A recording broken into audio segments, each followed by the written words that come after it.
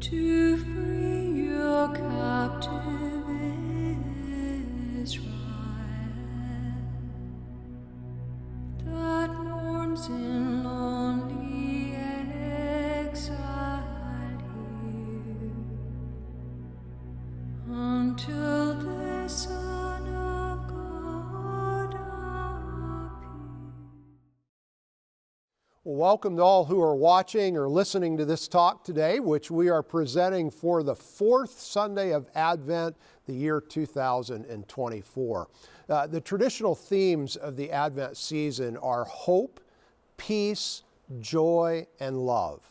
Important ideas for us to contemplate and embrace as we prepare to celebrate the birth of Jesus. This year, we've rearranged these themes from the order in which they usually are presented. We began on week 1 of Advent by talking about love.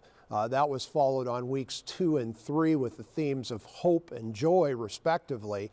And today, we conclude by talking about peace. It's intriguing to me that the idea of peace is where we land just days away from Christmas. It's intriguing because I think you'll agree that peace in many ways is the furthest thing from what we experience in the last minute rush to Christmas morning. As Tavia and I were doing a bit of Christmas shopping this past week, we began to think about all the things that had to be done before Christmas Day, and suddenly the level of stress seemed overwhelming, and we don't even have any children left at home. For those of you who are preparing for Christmas as the young families, you know that this joyous season can feel like anything but a peaceful season. The pressure to get the last gifts, concern over whether or not the Amazon order will arrive on time, anticipation or dread about being with the in-laws, going to another Christmas concert or classroom party, dealing with the meltdown that children before Christmas regularly experience. All these things and more can contribute to anything but a peaceful Christmas. An observation that I hope helps someone today. Tavia and I have noted that some of our worst fights, some of our greatest relational meltdowns have happened at Christmas time. So if you're going at each other, if you're experiencing high degrees of relational strife or tension, give yourself and those around you a bit of grace. It's just Christmas time. And yet somehow, Christmas gifts us with peace. Well, we've been talking for the last 3 weeks about Christmas according to Matthew. We've been looking at the account of Jesus' birth provided to us by the writer of the first book in the New Testament, the book of, or the Gospel of Matthew. Traditionally, this writer has been considered to be Matthew, the former tax collector turned disciple of Jesus. But the book actually doesn't tell us who the author is. It is written anonymously. So we'll follow the tradition in our talk today, and we'll refer to this author as Matthew. Matthew writes long after Jesus' actual birth, probably at least 50 years after Jesus was actually born. So for a point of reference, that would be like writing today about an event that happened in the early 1970s. Think about things like the end of the Vietnam War or Watergate or preparations for America's bicentennial celebration. And we know that Matthew, or whoever the author is, was not an eyewitness of Jesus' birth, just like many of us were not eyewitnesses of the events that happened in the early 1970s. Matthew didn't have a first-hand experience of Jesus' birth. What Matthew had were stories, accounts, traditions about the birth of Jesus that had been circulating for decades. And Matthew, under the guidance of the Holy Spirit, had to select what accounts, what details, what parts of the stories he had heard that he would include or focus on as he wrote his own story of Jesus' birth. Now think about this by way of comparison. If you lived through the 1970s, think about America's bicentennial celebration that spanned the years of 1975 and 1976. Certainly a very monumental event in the last quarter of the 20th century. Now, suppose you had to write an account of this significant event or celebration, and you were limited to telling about it in one paragraph. What would you say? What would you include? Well, you would include what was most important, most meaningful, and most significant to you about that event. Do you know what I would include if I were writing about America's bicentennial celebration? Patriotic movies and Disney World. Why those two things? Well, because I was in 4th grade in 1975, and we watched several patriotic movies while sitting on the floor of the gym in the elementary school. And because in 1975, my family took a trip to Disney World where the park was in full swing of bicentennial celebration. These are the two things I would include because these are the things that were important to me about that event or that moment in time. Your account of the bicentennial probably wouldn't include movies or Disney World at all. Why? Because they were not important or significant to you. Now, only 2 gospel writers record the account of Jesus' birth, Matthew and Luke. And they do so quite differently. Matthew includes things Luke does not, and vice versa. Why the difference? Why the discrepancy? Well, for the same reasons your account and my account of America's bicentennial would probably be very different. Matthew is telling his own story for his own purposes. And while we can never fully know any author's complete purposes or intentions, it seems quite clear that a big part of Matthew's purpose was to show that Jesus, this baby born to Mary and Joseph, was the embodiment of all of the images of salvation found in the Old Testament. Remember those images from our last sermon series? The Exodus, the exile, and the priestly system. To use language from ancient Judaism, Matthew writes to show that Jesus is the Messiah. This baby born in Bethlehem is the true King of the Jews. He is the embodiment of Israel's salvation. Now, how does Matthew do this? He does this by recording very select details from the stories he has heard about Jesus' birth.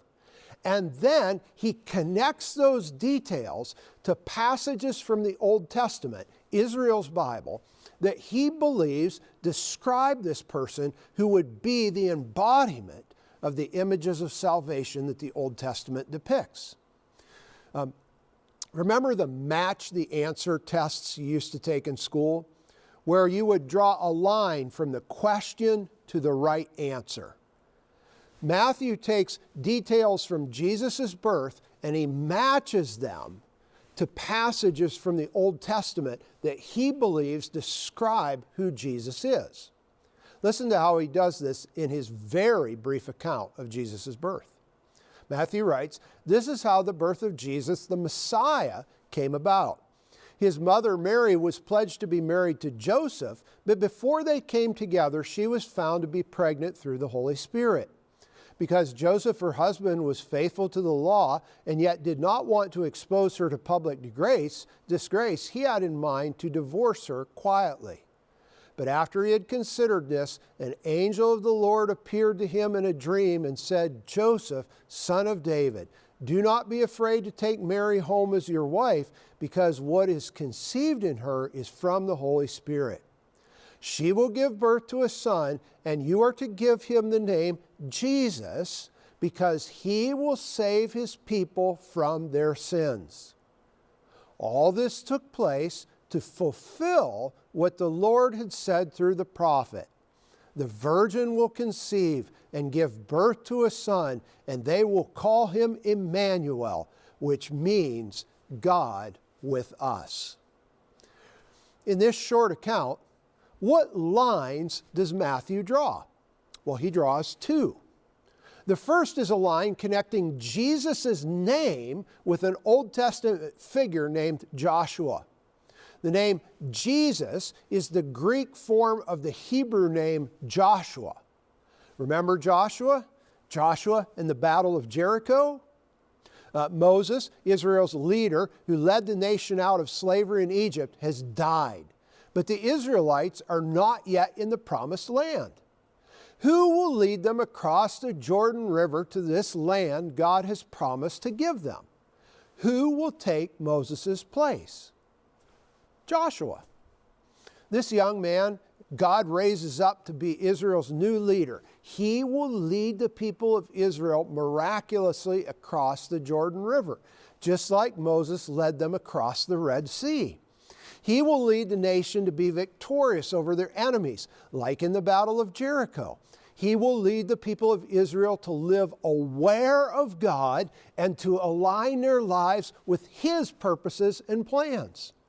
Remember these famous words spoken by Joshua? Choose for yourselves this day whom you will serve, whether the gods your ancestors served beyond the Euphrates or the gods of the Amorites in whose land you are living. But as for me and my household, we will serve the Lord. Joshua shows the people of Israel a new way, a new path. It's not in following the gods of their ancestors or the gods of the Canaanites. It is in following a new path, a new plan revealed by and directed by the God who revealed Himself to Moses. Following this God, this new path would lead to Israel's salvation. Matthew says Jesus is the new Joshua. And in making that statement, he calls forth an incredible amount of meaning and emotion from Israel's past. At the time of Joshua, Israel's fate was uncertain. Their path was unclear. It was a scary time. The nation needed a new leader to show them a new way. This is what the first Joshua does. At the time of Jesus' birth, Israel's fate was again uncertain. The path was unclear. So what does Matthew understand God to have done? God provided a new Joshua, Jesus, who would once again save the people of Israel. Jesus, Joshua. Between the two, Matthew draws a clear and obvious line. But there's a second line Matthew draws as well. It's a line between the circumstances of Jesus' birth and a statement made by the prophet Isaiah in the late 8th century BCE, some 700 years before Jesus' birth.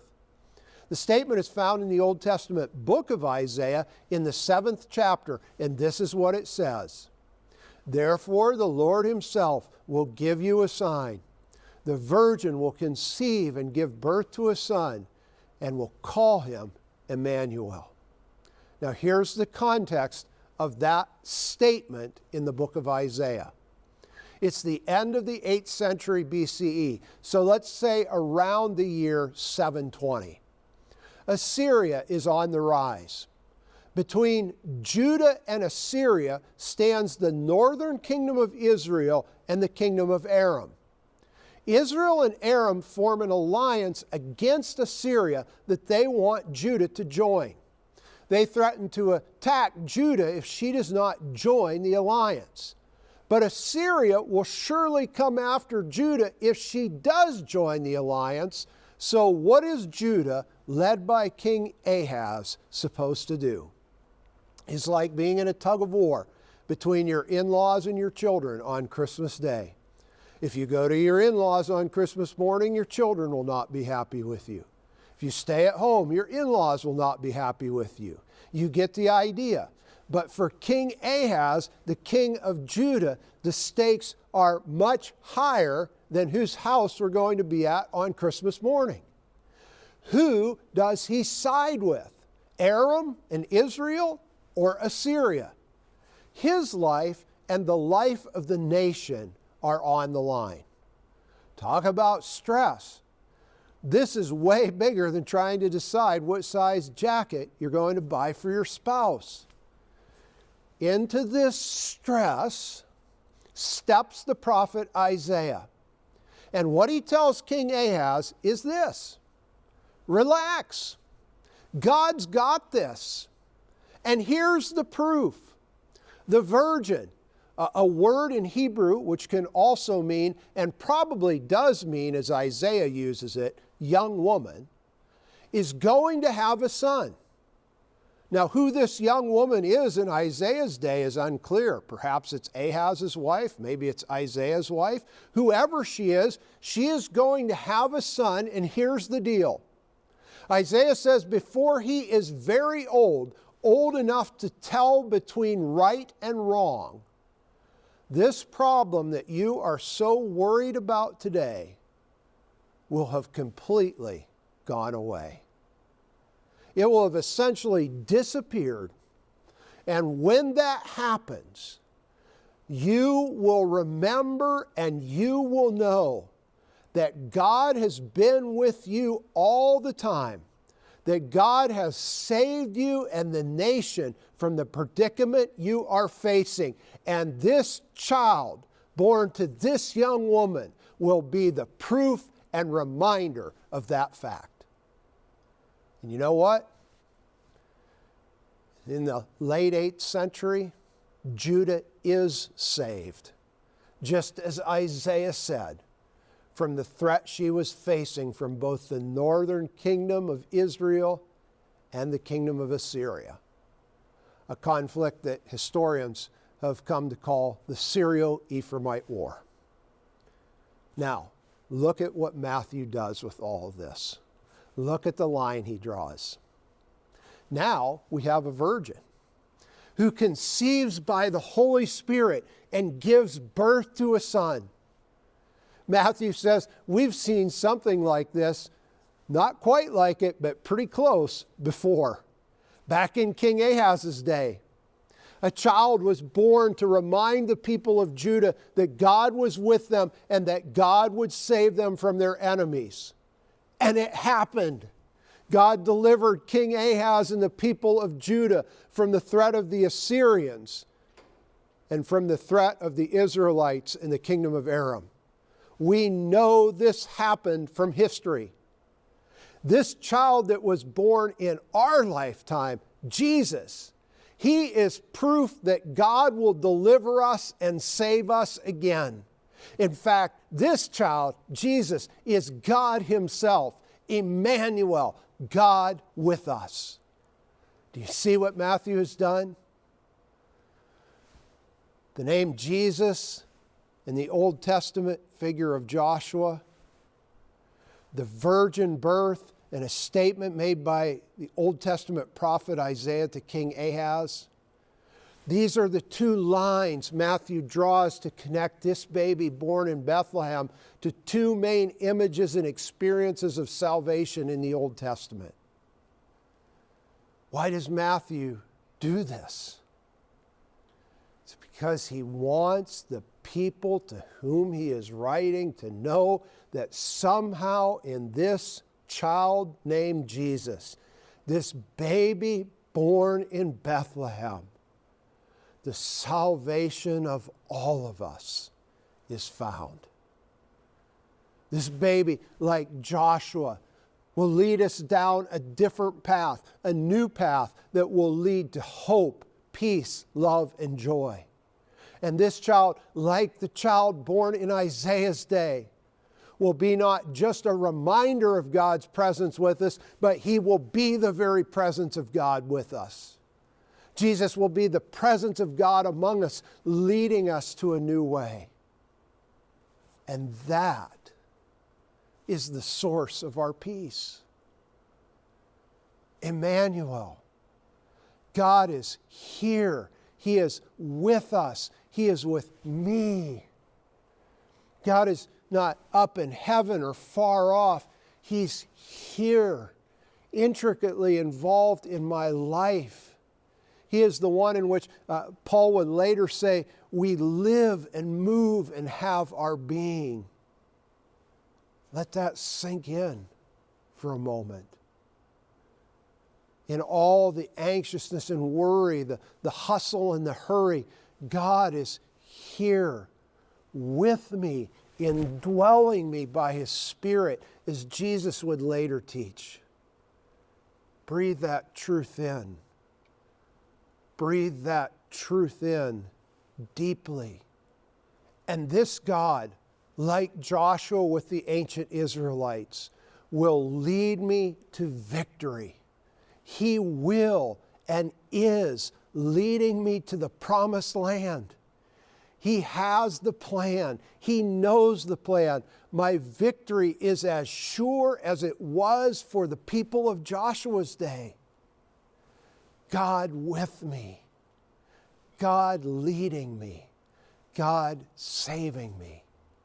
This is where I find my peace.